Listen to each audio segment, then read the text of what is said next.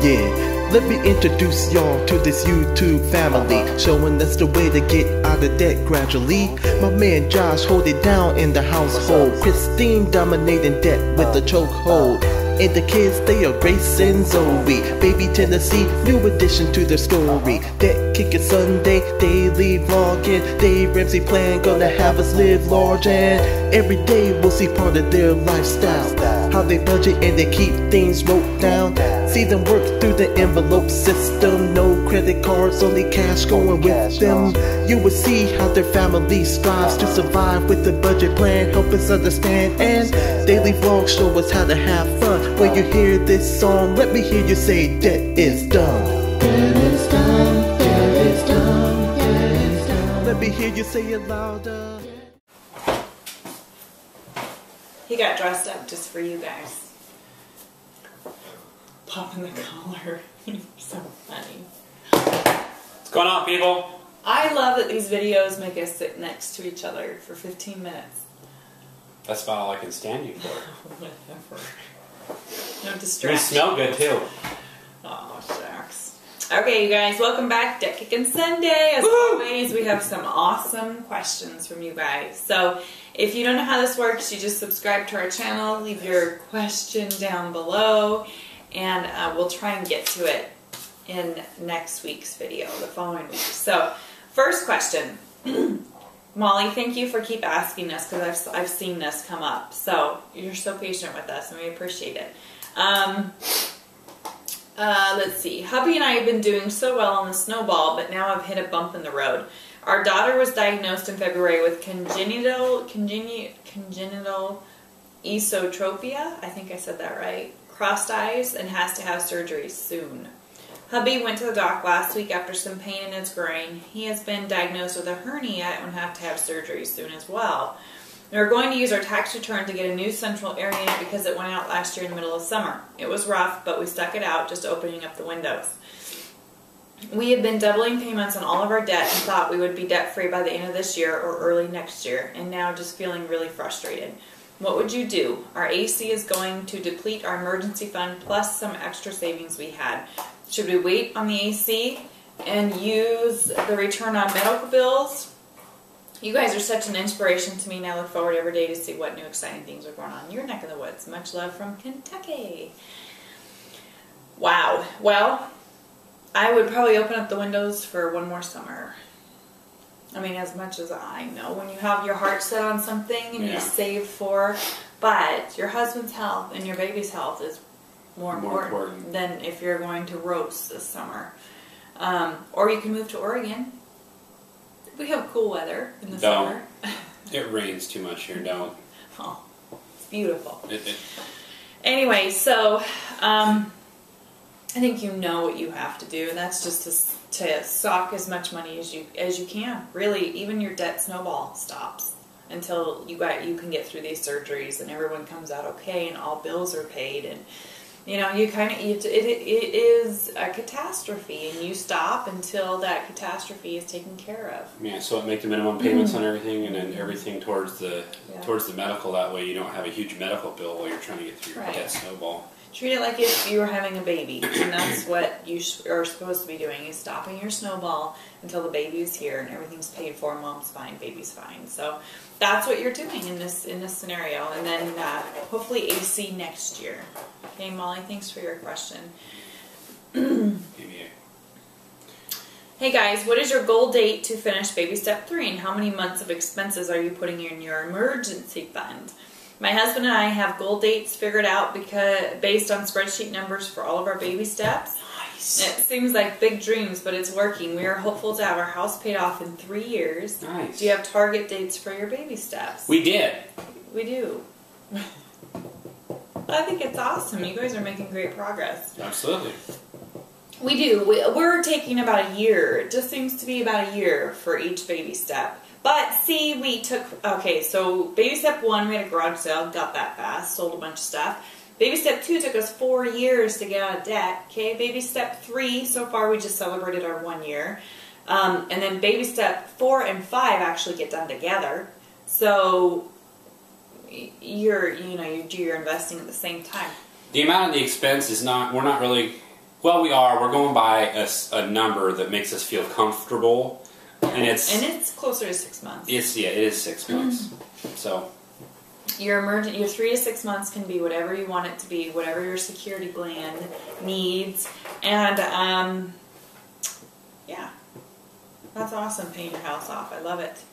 I was gonna say, I'll share baby step 3 with you, some more information about us, but I think that's in a different question. I am in need of some help. My husband and I are saving our 20% down payment on a house, and I'm not sure where to put the money. Should I open a tax-free savings account, or the bank offered a mutual fund that has a higher interest rate? They say that this mutual fund is a low risk, but I'm still not sure if it is worth risking the rate to go way down and we don't have our 20% when we actually need it. There is also a GIC that has a better interest rate, but you can only access the money once a year on the anniversary date. What would you do? Thanks for your help. It's your money. I don't know what a GIC is. I'm not but sure. But the fact you can only get to it once a year, I would say no on that. No, you want to be able to get to your money when you need it. Something like that, your down payment, you want to be able to save it, put it in a safe place, and it's one of those, I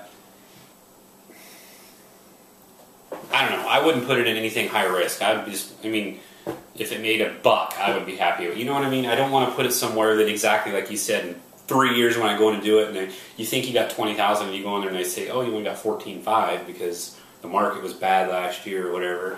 I'd put something super, super safe, whether it be a savings account or... Well, I put it in a mutual fund, just a low-risk mutual fund, which I think is what she said, but... Yeah. That's what... Perfect. Let's see. What do you think is a good percentage of income for a private school? We are currently trying to figure out if we want to send our child to a private school when she starts in 2016 or have another child. That's not fair. You can't do that to yourself. We probably would not put them in private if we had 2. We are in baby step 3. Okay. I don't... Private, guys, we are fortunate and so blessed to be part of a private school that does not cost an arm and a leg. And the value to our cost is extreme. We get a ton of value for a little bit of money. I don't think a percentage is Oh, we don't do a percentage. It's not a great way to say that. I mean, you can't go, because our kids are, private school that's down here, and all the other ones around us are... See, we did our homework. They're anywhere from, you can go anywhere from $5,000 a year all the way up to $25,000 a year. It is insane with So to say it's a schools. percentage, it's too hard to do. I think you would have to give yourself a cap and say, I could do $10,000 a year for private schools, and then you go out there and you look and see what's $10,000 or less, and go, okay, I think that's a great deal, let's do it. Or we can't find anything for $10,000, so we're just going to skip the whole idea and go to public. Because you don't want to just put your kids in private school to put them in a private school, and obviously I would advise having another baby. I mean, if that is a dream and a desire of yours, don't only have one child so you can afford private school. I don't know. I would have a second baby. Do your homework. Find a private school. It's extremely affordable. Or if you have to do public schools, you could even, if this is an option, you can move to where those good public schools are. So, or start a sync fund right now for private schools and have a second one. That way, when the second one comes around, you'll have enough money. See, thinking ahead. There you go, because you do have a couple years, but don't. But shop around. It's not a percentage thing. Don't deprive yourself of that baby either, because we tried to do that and it doesn't work very well. This is why you and Pens do not mix during Kickin Sunday. Oh my goodness. Looks like I came to ask a similar question as the others. I was wondering if you could give us an update on where you are at baby step 3 and if you finished your living wills. Working on it and working on it. Yeah. Our wills are taking some time, guys. We got to get better at setting... Life is crazy, and we need to take time for us to finish those. Baby step 3 is slow right now because we're cash flowing some extra... We get to start a business! Cash flowing extracurricular things. Cash! That's what we're choosing to do with some of our money right now. So we're kind of like doing 3 and 3A at the same time. Yeah. We're putting like half and half. So it's a little slower than we thought, but we're getting twice the pleasure out of it, I guess. We are, and we just went through a big expensive month for our business. Yeah. With attorney fees and trademarks and all that stuff. But we'll be able to pass some of it on to you. It's exciting. Watching growing our baby is very, very exciting. So we, next month, should get right back on the bandwagon and really be hitting our baby step 3 hard. So, And we are getting really creative about money and what we can sell. The girls want to actually have a garage sale. To sell some of their stuff, we could sell some of our stuff. I know, right? A woman that wants to sell stuff. I should be all over that. And it was Grace, our little mini hoarder, that said... I'll even take a day off if I have to haul it all down in the garage for him. I mean, really? That's awesome. That is awesome. Hi guys, thanks so much for answering questions every week and getting the message out. Absolutely. We appreciate it, guys. If you ever wanted to share these videos and help us spread our message even more, that would be awesome. You can do that. It's really nice to have some voices pointing us in the right direction when our whole family thinks we're nuts. I don't know if it's the right direction, but it will point you somewhere. I had a question about cash envelopes. Yeah, this is just our opinions, guys, based on our experiences. Question about cash envelopes. How do you handle the money in your envelopes when you buy things online? Christmas is the biggest issue, but there are others. Do it two ways. One, obviously if it's like, you're online, it's on sale right now, it's 60% off, gotta do it, gotta push the buy button right now. We push the buy button now, and then one of us will go either to the bank that day, take the money from the envelope, or we'll go the following day if it's late at night or whatever. Or, we know we're going to be doing some online shopping, so we go deposit the money first and know that we have a budget online to stick to. Right. It is, and then Christmas, Sync Fund. We Sync Fund for that. We save every month, all year long for Christmas. Like right now, for example, I think we're putting $50 a month away so that we can have $60 this December. $600. This is why I'm not in charge of spreadsheets. It's been a long day. So then we can have $600, yes. Okay, when paying off debt to credit collectors, they offer a discounted amount if you pay it off in one payment or by a certain date. Yes, they do. Is this a good thing to do, or should I pay the entire amount off owed? Also, what do you think about debt consolidation companies? Thanks so much for all the info you provide on your channel. It's truly a blessing. Well, if you have the money and you've spent it, pay it back. And if they give you a discount for paying it all at once, yes, do that. Pay it all at once, and then get everything in writing. Have them send you a copy and write down on your own notes the person you talked to, what the terms and agreement of the agreement was. If they admit to a lower rate, I would have them send you a final bill. Say, well, just send it to me in a final bill. Yeah. That way you have a copy of it, that you're all on the up and up. Yep. And debt consolidation, we call it con because they're typically just getting your money when it's not necessary. Because, for example, if someone goes through a debt consolidation company to manage all their debts and put them on a timeline to get out of debt, so become debt-free, essentially, pay off all of their debts, you can do that yourself without paying a third party to do it for you. And they charge you a ridiculous amount of money to do it. But the thing with that is there's no discipline for you guys to do that. Yeah. It just seems, oh, hey, this is easy. I can rack up all my debt, and then I can pay some company to consolidate it all, get one low interest rate, one low monthly payment, and spread it out over 10 years. But what happens is if you're not focused, what happens is you have this debt over here that you consolidated, then all of a sudden you're like, hey, I can start building my debt, and I got all this money I just freed up, so they start using your credit cards. So you got this one pile of debt you're trying to pay off, and you start racking up more debt on the other side. Because there's no change in behavior. No, you got to change your behavior and pay your debt off. Pay it off sooner than later. And don't hire a company like that, you guys. Just be disciplined. Put yourself on a budget and tell yourself If you do a budget, you can be your own consolidation. That's all right. That's all right. You can do it. You can do it. Okay. Caesars, whatever. I'm so grateful to find your channel. It's comforting to know there are countless others kicking debt. Question, I'll have my last credit cards paid off by June. Very exciting, yes. And yes, it is. In previous videos, you talked about closing the credit card accounts once you pay off the balance. What are your thoughts on using credit cards only as a tool to maintain good credit? I'm young, don't have a mortgage, and have great credit. My concern is closing accounts or having inactive accounts will hurt my credit score.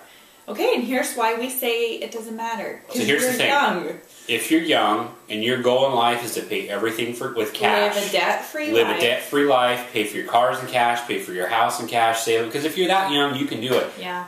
You don't need credit to do any of that. Think about it. You could pay cash for everything and then you don't need your credit score. And that doesn't just go for young people. That goes for everybody. all It's of just us. easier for young because then you have your whole life. I mean, if you're 18, you're not going to be buying a house when you're 19. You're probably going to be buying a house when you're like 30, 35. That gives you That's right. 10, 15 years to save for a house. Yeah. Ha. We don't have credit. We haven't used credit for 5 years. We haven't taken out a line of credit or whatever. I have no idea what my credit score is. I don't really care because I pay cash for everything and I just don't need it. So it's not a priority. It's not high on the totem pole for us. Mm-hmm. That's what I'm getting at there. No, it isn't. Oh, goodness. Hey guys, I'm just starting out on the baby steps and was wondering if you had an advice, something you wish someone would have told you guys when you started. I love your videos. Thank you so much for making them. Wow. Oh, so much. I could do like half an hour on this one. Okay, for me, if some advice that I wish somebody said, never to go into debt for any reason, no matter what. No matter what. No more debt.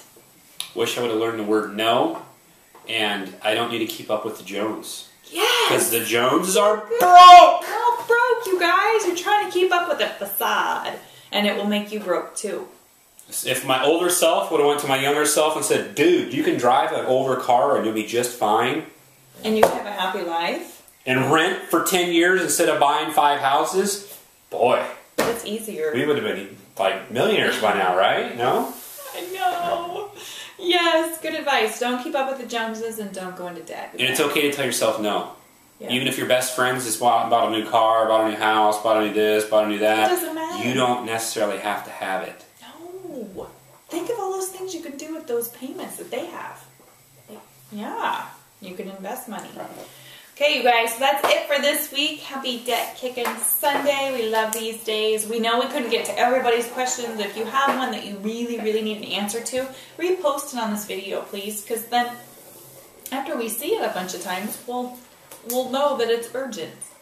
But we appreciate We each do and every appreciate one of you you. guys. Thank you guys for everything you've provided us. And Your love and your support. Thumbs up, share, subscribe. till next week. There's the timer. That's us. Not you. Good episode? Yeah, that was really good. Nice. Good. Later. I love you.